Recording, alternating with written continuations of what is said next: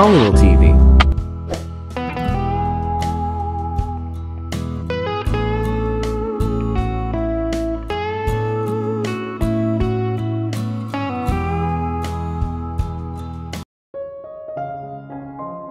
Si Leo ay kumukulo sa galit, habang siya ay naglalakad palabas upang makita ang siyam sa kanyang mga tauhan na nakahandusay sa sahig, patay.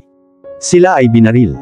Wala siyang ideya kung paano nalaman ni Alexander kung saan siya hahanapin, hanggang sa mapatay niya ang kanyang mga tauhan, ngunit may isang bagay na sigurado siya. Para patayin si Alexander Romano, at patayin siya kaagad. Napatingin siya sa isa niyang armadong tauhan. Sa totoo lang, ang tanging tao sa paningin na alive. Parang nakakita ng multo ang lalaki at lumilingon sa kaliwat kanan, nagpapanik. "Where are the others and where the hell is that the loser?" Sigaw niya. Bago pa makapagsalita ang natatakot na lalaki ay binaril ito sa likod ng ulo at sa kasamaang palad para kay Leo ay tumalsik ang dugo sa mukha nito. Walang tunog ang putok ng baril kaya malinaw na naglagay ng mga silencer ang mga tauhan ni Alexander sa kanilang mga baril. "Fuck it," napaisip siya habang pinupunasan ng dugo. Sinuri niya ang lugar at wala siyang nakita. Mayroon siyang halos 20 lalaki sa loob at paligid ng gusali at walang nakikita maliban sa mga patay na nasa sahig. Posible kayang lahat sila ay napatay. Sa isang span ng wala pang 10 minuto, inayos niya ang hawak sa baril at sa lakas ng loob niya ay nagsalita siya. Mas parang sumigaw. "Stop being a coward and show yourself, Romano. It's about time we settle all of this." No response. Nagpatuloy si Leo habang lumingon siya para siguraduhin walang tao sa likuran niya. "Natatakot ka ba, Alexander? Natatakot ka bang sipain ko ang dirty little ass mo?" Still no response. Pagkatapos ay nagpaputok si Leo ng baril sa hangin dahilan para tumakas ang ilang ibon sa mga puno sa paligid. "Show yourself, punk ass. Don't be such a dumb pussy. Show yourself." Again, no response. Nadismaya si Leo. "I'm all alone yet you can't come fight me. Where the hell are you, sissy?" "Right behind you." Isang mapanganib at malamig na tugon ang kanyang narinig. Nakahanda na si Leo sa pagbaril habang nakatalikod, ngunit huli na siya, nabaril ni Alexander ang kaliwang paa. Dahil sa reflex action, nabitawan niya ang kanyang baril at napasigaw sa sakit habang nakayuko at nakahawak sa paa niya. Nagmamadaling pumunta si Roberto kay Leo, kinuha ang kanyang baril.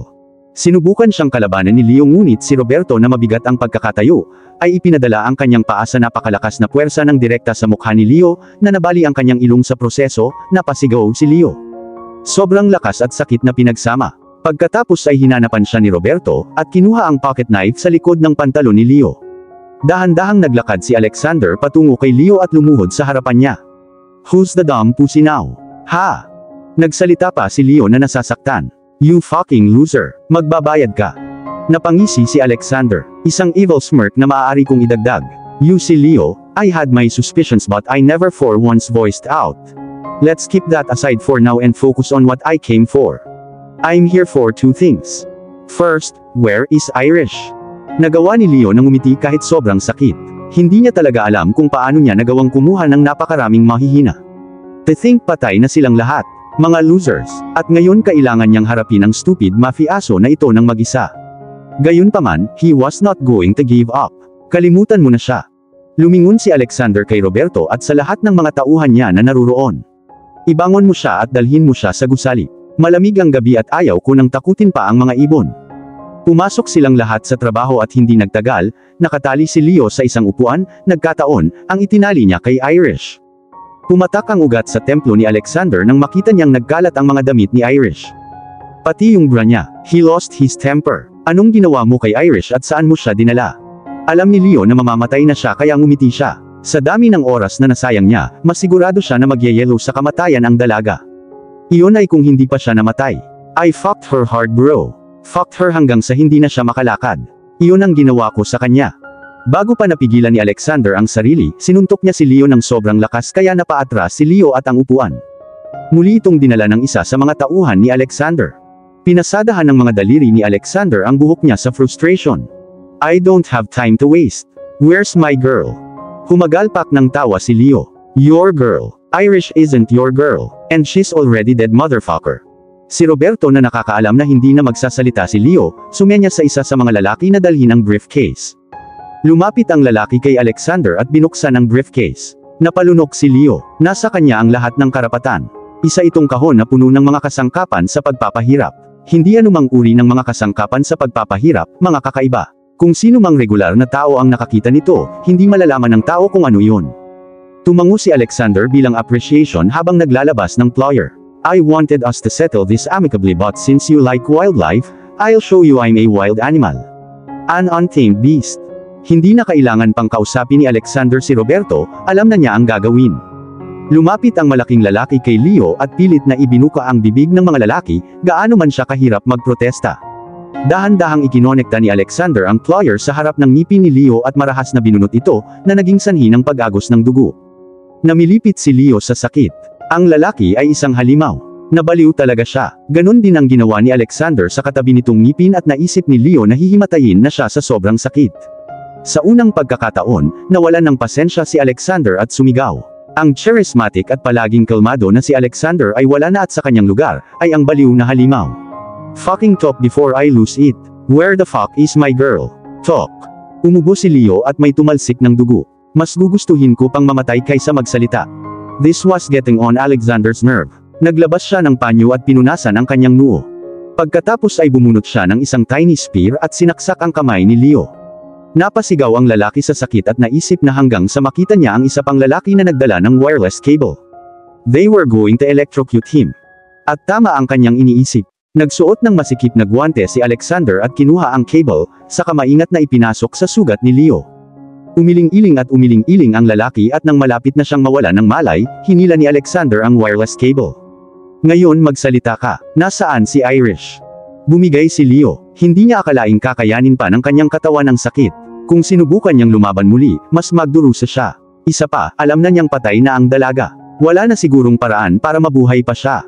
Ano ang kailangan sa pag-aaksaya ng oras? Na nasa free freezing room. Sa wakas ay sinabi niya sa sobrang pagpupumiglas. Nabaril siya sa binti, bali ang ilong, labas ang ngipin at hindi pa nakaka-recover ang katawan sa saksak sa kamay at nakuryente na lang siya ng hayop. Lahat sa wala pang 15 minuto. Hindi pa gustong patayin ni Alexander ang lalaki. Sinabi ko sa iyo na pumunta ako dito para sa dalawang bagay. Ang una ay para kay Irish. Ang pangalawang dahilan ay para kay Katrina. Hintayin ko lang na mahanap ko si Irish. Susunod ang kaso ni Katrina. Sabi niya sa isang halos walang malay na si Leo. Pagkatapos ay iniabot ang wire sa lalaking nagdala nito. Nilingon niya si Roberto. Make sure he stays alive. I'm not done with his sorry as yes. Tapos naglakad na siya palayo, sinundan siya ng 5 lalaki. Hinanap at hinanap nila ngunit hindi nila nakita ang silid. Habang naglalakad sila, sinisipan nila ang mga bangkay na nakahandusay sa sahig. Nakapasok na sila at pinaalis lahat ng tauhan ni Leo kanina. Ito ay hindi isang mahirap na gawain pagkatapos ng lahat, ang mga lalaki ay douchebags na kahit na hindi maaaring humawak ng baril ng maayos. Hindi na muling gumagana ng maayos ang utak ni Alexander. Ang tanging nasa isip niya ay si Irish. Freezing room. Ang mga bagay na gagawin niya kay Leo pagkatapos. Leo better pray na walang nangyaring masama kay Irish. Napahinto si Alexander nang makita niya ang 2 lalaki sa sahig sa harap ng isang partikular na pinto. May kutob siya, at hindi ito mali. Sinipa niya ang mga lalaki sa isang tabi at sinubukan ang hawakan ng pinto ngunit hindi ito bumukas. Inutusan niya ang isa sa kanyang mga tauhan na hanapin ang mga lalaki at nang gawin niya, nakita niya ang susi. Binuksan ng lalaki ang pinto at ang lamig na lumabas ay natakot sa kanila. It was freaking cold. Hindi ito pinansin ni Alexander at pumasok, namumula ang mga mata sa sobrang galit. Siguradong papatayin niya si Leo. At hindi anumang uri ng kamatayan. Isang napakabagal at masakit. Lumingalinga siya sa paligid at nakita niya ang hubot-hubad na babae sa sahig, at hindi nag-aksaya ng oras na sumugod sa kanya. Malamig at walang buhay ang kanyang katawan. May yelo pa nga sa kanyang dating kamangha-manghang blonde na buhok. Sinubukan niyang maghanap ng pulso ngunit wala. Bumibilis ang tibok ng puso niya. Mas mabuting hindi siya patay. Hinubad niya ang suot niyang shirt, hindi pinansin ang lamig na tumama sa katawan niyang walang shirt at tinakpan siya bago binuhat. Nagalit siya, nasa state of acrimony siya. Nadudurog ang kanyang puso. Ito ang pangalawang babae na nasa panganib dahil sa kanya. Bago niya namalayan ay may luhang tumulo mula sa kanyang mata. Hindi siya siguradong mapapatawad niya ang sarili kung may nangyari kay Irish. Habang lumalabas siya sa freezer, he kept telling her to stay up. Princess, don't die on me. Please don't. Please don't. I beg of you. Hindi siya nag-iisip ng maayos. Baka kung magmakaawa pa siya, magising na naman ang babaeng kayakap niya at ngumiti sa kanya. Please, please don't die on me. Pagkatapos ay muli niyang nilingon ang dalagang daladala niya. It wasn't Katrina, it was Irish. At alam niyang hindi siya mabubuhay kung mamatay ang partikular na babaeng ito. Bakit? Because I love you, Irish. Please wag mo rin akong iwan. Habang naglalakad si Alexander sa mahabang disyerto na mga pasilyo na may dalang isang walang malay na Irish sa kanyang mga bisig, narating niya ang silid kung nasaan si Leo. Huminto siya sa paglalakad. Maaaring pumatay ng tao ang galit na nasa puso niya. Napatingin siya kay Leo na patuloy pa rin sa paghihirap mula kay Roberto. You are going to stay alive, Leo, cause I swear, the moment na dalhin ko si Irish sa ospital, I'll certainly come back for you. Pray, just pray na walang seryosong mangyari sa kanya. Kilala ni Leo si Alexander. Matagal na siyang nagtrabaho para sa kanya upang malaman kung ano ang maaaring gawin sa kanya ni Alexander. Alam niya ang ginawa ni Alexander sa mga taksil. Naasar talaga si Leo. Akala niya ay tinanggap niya ang pinakamahusay na mga lalaki. Nagawa na niya ang planong ito sa kanyang isipan sa loob ng maraming taon, at kung iisipin ay nag-backfire ito sa kanya sa loob lamang ng maikling panahon. Ngunit sa kaibuturan ng kanyang puso, natutuwa siya. Natutuwa siya na pinahirapan niya si Alexander. Nagtagumpay siya sa pagpapahirap sa lalaki at kung patay na si Irish, mas madudurog siya nito. Masaya siya na naipaghiganti niya si Leah. Iyon ang layunin ng lahat ng ito. Napatingin si Alexander kay Roberto. Keep him alive. I'm not done with him. He's gonna regret the day he came to this earth when I come back. Tumango lang si Roberto habang pinagmamasdan ng walang shirt niyang boss na binuhat ang dalaga. For the first time in years, naawa talaga siya sa boss. Halos hindi pa nakaka-recover si Alexander mula sa pagkamatay ni Katrina, at nang tila buksan niya ang kanyang puso sa ibang babae, halos patayin siya ng bastard na nakaupo sa kanyang harapan. Dahil sa galit ay itinaas niya ang malaking paa niya at pinapunta iyon mismo sa pagkalalaki ni Leo sa sobrang lakas na akala ni Leo ay mamamatay na siya. Napasigaw siya ng malakas na umani ng panibagong suntok kay Roberto. Nang makita siya ng mga tauhan ni Alexander na paparating na may dalang walang malay na Irish, binuksan nila ang pinto para sa kanya at pumasok siya. Diretso, mabilis silang pumunta sa pinakamagandang ospital sa lungsod sa pinakamaikling oras. Naglakad-lakad si Alexander sa corridors ng ospital. Ito ay isang pribadong lugar ng ospital na isang magandang bagay. Ayaw niyang pinagtitinginan siya ng mga tao at pinagchichismisan. Pinasadahan niya ng mga daliri ang buhok niya for the nth time. Ang nakakakilabot na pakiramdam ng deja vu na mahigpit na nakahawak sa kanya. Naaalala pa rin niya ang paglalakad sa mga pasilyo ng ospital ilang taon na ang nakalilipas bago lumapit sa kanya ang stupid doktor na iyon at sinabi sa kanya ang pinakamasamang balita kailanman. Paano kung dumating na naman itong bagong doktor para maghatid ng ganitong balita? Halos 3 oras na sila sa loob. Alam niyang hindi niya kakayanin kung may nangyari kay Irish. Humigpit ang hawak niya sa stress ball na pinulot niya kanina at lalong pumuti ang kanyang mga buko. Una ay si Nevaeh at ngayon ay Avatia. Anong ginawa niya sa bastos na yun? Magbabayad si Leo ng masama. Ano kaya ang sasabihin niya kay Grace kung namatay si Irish? Paano niya ito gagawin? Ipinilig niya ang kanyang ulo para mawala ang mga ganoong pessimistic thoughts. Ngunit gayunpaman, paano kung napalunok ang doktor na kakalabas lang nang makita niya si Alexander? Narinig niya ang tungkol sa lalaki at alam niya kung gaano siya kadelikado. Paano niya ihahatid ang kakilakilabot na balita na mayroon siya? Si Mr. Romano ay mukhang talagang galit at hindi alam ng doktor kung paano ito gagawin. Napansin ni Alexander ang mukha ng mga doktor at lalo lang siyang ikinagalit nito. Kailangan niyang makasigurado na ayos lang si Irish. Magsalita ka na, she's alive right? Dahan-dahang tumango ang doktor. Nagpakawala ng hininga si Alexander na hindi niya alam na ilang oras na niyang pinipigilan at parang may mabigat na pasanin na natanggal sa kanyang balikat. Thank goodness.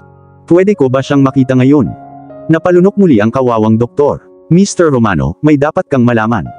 Nang walang pag-iisip, hinawakan ni Alexander ang kwelyo ng doktor, at marahas na inalog ang lalaki sa proseso. You fucking said she's alive right? Ano ang gusto mong sabihin sa akin ngayon? Ha? Na mamamatay na siya. Don't you even fucking dare. Natapos na siya at marahas na itinulak ang doktor na nauntog patalikod. Ang kawawang doktor na pinagpapawisan na, umiling bilang pagtanggi. Kung gayon ano ito? Galit na tanong ni Alexander. Naglabas ng panyo ang doktor at pinunasan ang kanyang noo. Apparently, si Irish ay nagkaroon ng sobrang mataas na presyon ng dugo na hindi ako sigurado na alam niya. At sa aking napagtanto, siya ay inilagay sa isang napakalamig na lugar dahil may yelo sa kanyang buhok at ang kanyang katawan ay lamig na lamig. I presume she was locked in a freezer, tama ba ako? Tanong ng doktor habang nauuto. Just fucking go straight to the damn point. Alexander who was losing his temper already. Nagpatuloy ang doktor, bilang resulta ng kung ano man ang naging dahilan ng pagiging cold niya na hypothermic shock siya. Nagresulta din sa cardiac arrest. Sinubukan namin ng team ko ang aming makakaya na buhayin siya ngunit na comatose siya. Kailan siya magigising? Napakamot sa noo ang doktor. Hindi ko po talaga alam sir. It might take days, weeks, months as well as a year or more. You just have to pray for a miracle. Napakahina ng katawan niya, pati ang puso niya. I'm sorry, ngunit nasa panganib siya sa ngayon, kailangan niya ang kanyang pamilya sa tabi niya. Paliwanag ng doktor. And if you would excuse me, I still have a few things to do. You'll be able to see her in a couple of minutes though. Sabi niya at naglakad na palayo. Nakatayo doon si Alexander na walang salita. Nakoma siya, ibig sabihin pwede siyang mamatay anytime. Ano ba ang pinasok niya sa isang inosenteng babae? At paano niya tatawagan ang kanyang ina ngayon? Pagkaraan ng ilang sandali ay nagdesisyon siyang gamitin si Jade. Tutal, kilala na ni Grace si Jade. Lumapit sa kanya ang isang nurse at sinabi sa kanya na maaari siyang pumasok at makita si Irish. Bago siya pumasok, tinawagan niya si Jade para sabihin kay Grace na pumunta sa ospital. Pagkatapos ay dahan-dahan siyang pumasok sa kwarto. Nadurog ang puso niya sa nakitang nasa harapan niya. There she was, red marks covers the few parts of her face that tubes are not covering already. Siguradong nabugbog siya ni Leo. At siya ay hubad. Ni-rape siya ng lokong iyon. Oh Leo, puputulin na niya ang pagkalalaki niya for sure. Nakahiga doon ang kanyang magandang Irish, maputa at mukhang malungkot sa kanyang pagtulog. Puno ng eye bags ang magagandang mata niya at gulo-gulo talaga ang buhok. Ipinaalala nito sa kanya si Katrina. Nang makita ang bangkay nito ay bahagyang nakababa ang labi nito sa lahat ng pasa na nakatakip sa mukha nito. Mukha siyang malungkot, parang nabugbog siya ng husto imbes na ang aksidenteng inakala niyang kinasangkutan niya. Akala niya ay dahil lang sa aksidente pero ngayong naisip niya muli, aksidente nga ba? At ngayon, nakatingin kay Irish, nakahiga sa kama sa sobrang sakit, nakaramdam siya ng labis na pagkakasala. Ayaw niyang siya ang dahilan ng sakit nito pero siya. Looking at her almost lifeless state, he really realized he cannot afford to lose her too. Napakabilis niyang nawala si Katrina at ngayong biniyayaan siya ng ibang babae, mawawala rin ba siya? No, hindi kailanman. Hindi niya maaaring mawala ang isang ito dahil ito ay isang tiyak na katotohanan. Minahal niya siya, hindi niya alam kung kailan siya na in love sa kanya pero naranasan niya. At siya ay nahulog ng malakas. Siya ang kanyang bagong pag-ibig. Nanatili siyang nakatitig sa magandang dalaga na may napakaraming medical tube na nakadugtong sa itaas na bahagi ng katawan nito na hindi niya namalayang lumipas na ang maraming oras. Maya-maya, bumukas ang pinto at pumasok ang umiiyak na sina Grace at Diana at mukhang panik na si Jade. Agad namang sumugod sina Grace at Diana kay Irish, nanginginig ang mga balikat habang umiiyak. Nagsalita si Grace, "Baby ko, sinong may gawa nito sa'yo? Sinong may gawa nito?" Pagkatapos ay lumingon siya at nakita si Alexander. Ang kanyang motherly instincts ay sumipa at bago niya ito namalayan, galit na galit siyang nagmarcha patungo sa kanya. At bago pa niya mapigil ang sarili, sinampal niya ito at mas dumami ang sumunod. "You bastard! Sinabi ko sa iyo na layuan mo ang aking anak at hindi mo ginawa. Look there young man. Look at my innocent daughter. Look at what you've done to her." Natapos siya habang siya ay napahagulgol at umiiyak. "Masaya ka ba? Kontento ka na ba? Ito naman ang gusto mo di ba? You despicable bastard." Si Diana na umiiyak at nanunood sa eksena ay malungkot na naglakad patungo sa umiiyak na ina at hinawakan siya. Masyadong mahina si Grace para humiwalay. Pagkatapos niyang umiyak ng ilang sandali, humiwalay siya at tumingin kay Alexander, galit sa kanyang mga mata, ngunit mas kalmado sa pagkakataong ito. "You bring nothing more than pain everywhere you go to. Nagkaproblema ako dahil sa'yo. Kaya kong tanggapin yun, pero ang anak ko, ibang kaso yun. And as hard as it can be, I forgive you. And I also want you to walk out of that door." Sabi niya habang itinuro ang pinto sa kwarto. "And as you walk out of that door, walk out of my daughter's life as well. And this time, for good. I mean it. My daughter deserves someone better." Wala nang makakapagdurog sa puso ni Alexander kaysa sa mga salitang iyon. Nang malaman niyang mahal niya si Irish, kailangan na niya itong iwan. Parang pinapatay na naman siya. "Pero ma'am." Itinuro ni Grace ang pinto at pumikit. "Please sir, umalis ka na lang." At parang hindi sapat ang pagkamatay ni Katrina para masira siya, ang pag-alis sa buhay ni Irish ay tuluyang nadurog sa kanya. Tumingin siya sa babaeng mahal na mahal niya, tumingin kay Diana, tapos kay Grace, yumuko at sinabing, "I'm sorry sa lahat ng sakit na naidulot ko." And with that, naglakad na siya palayo, kasama si Jade sa likod.